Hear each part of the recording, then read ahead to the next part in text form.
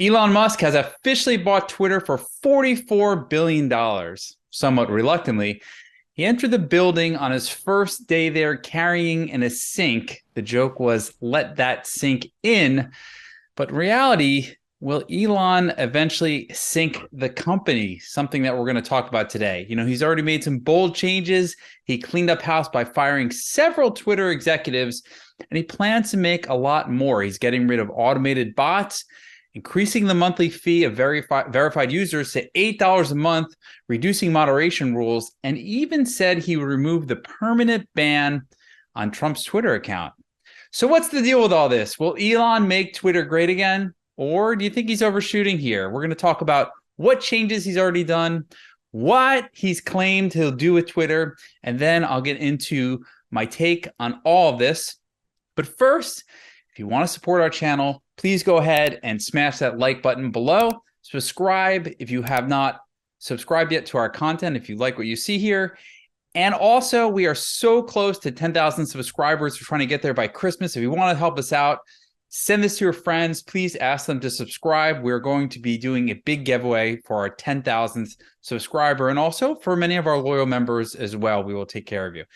But now let's get into it. Now, what are some of the changes that Elon Musk has already rolled out after acquiring Twitter for $44 billion? Well, he's fired a host of executives. He got rid of the CEO, Parag Agrawal, the CFO, Ned Siegel, the head of legal, policy and trust head, Vijaya Gadde, and the general counsel. And he's saying that he's going to fire up to 50% of the company. Now, many of these Silicon Valley tech companies are over bloated, let's say, with employees. And so Elon wants to run this company lean and mean. This is a pretty bold move, firing the CEO to begin with, because Agrawal has been accused of left-wing bias in the past by many conservatives.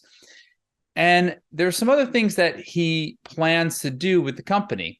He wants to introduce an $8 verification fee, no matter how much users complain about paying for it, and that would allow you to have a blue check mark next to your name if you pay $8 a month.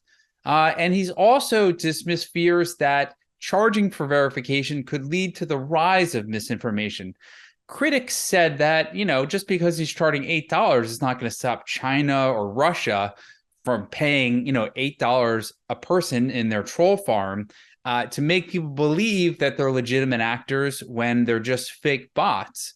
But I think, there's something has to do with the fact that if you pay $8, you now have a credit card on file, so that if you're sending out a lot of misinformation, Twitter will actually know who is the person or group of people behind that Twitter persona. So I think that is actually a step in the right direction.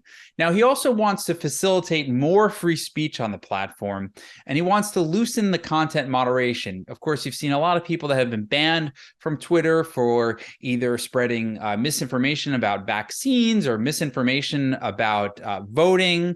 And so now he's hiring basically a new panel of content moderators.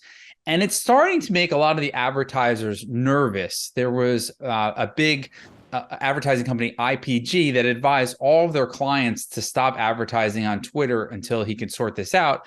And also General Motors pulled its advertising, but that was to be expected because General Motors is a big competitor of Tesla, and they don't want to do anything that can potentially benefit him.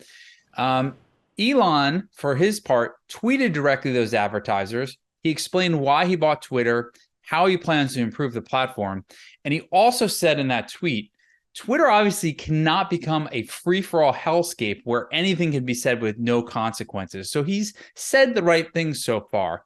He also said that he doesn't believe in permanent bans, and he thinks that it was a mistake to permanently ban former President Donald Trump after the Jan 6 insurrection at the Capitol. Now, Trump, for his part, said he wants to remain on Truth Social, which is his own social media network. But I don't think Trump can really dismiss the ability to go back to Twitter because it's such much a larger platform than Truth Social is. And, Trump always wants to be in the news. So I think if Elon will have him back, I'm pretty sure he's going to join back on Twitter. But he also said that they're not going to reinstate any banned accounts for at least another few weeks. And that's going to give them more time to set up a clearer process around content moderation. And he's going to give more details about his planned council that is going to make those informed decisions. Now, one other thing is that there's a rumor floating around that Twitter might be using Dogecoin, which is Elon's favorite currency, to be the currency of Twitter. And we've seen prices of Dogecoin double in just the last week. And of course, that's probably is expected. I don't know if there's any credence or truth to that, but we'll see. He's done some pretty outrageous things before. But, everybody has a lot of opinions about this. You might think Elon Musk is a wild card. He's unpredictable. He also has come up with some incredible innovations, whether it be SpaceX building rockets that can actually land themselves, or building the first scalable electric vehicle company in Tesla. And also, you might think it might be really dangerous what he's doing right now by removing some of the moderating features that Twitter has. But it might be something that Twitter actually needs. He's definitely been proven right before, although he's also made some pretty bold predictions in the past that haven't really come to fruition. So one other thing, my take on this is that I think that this has the potential to really backfire for Elon Musk. And I'm sure he's thinking about this. Now, you have to consider that Tesla's second largest market is China. And it's also its fastest growing market. Sales of Teslas in China grew over 60% year over year from 2021 to 2022. And he might be a little concerned about what people might say about China and having China wanting Elon to censor those voices. So he's walking a fine line right here where the value of the censorship-free platform could be detrimental to his sales, because the Chinese government really has him beholden if he wants to sell his cars in China. Of course, China has other EV companies. Tesla's not the number one selling EV company in China. It's actually BYD, and then you've got NIO nipping at their heels. So I think Elon Musk has really got to walk a fine line with how they censor what people say about China on the platform. Of course, he's not going to want to censor it, but the Chinese government might think something different.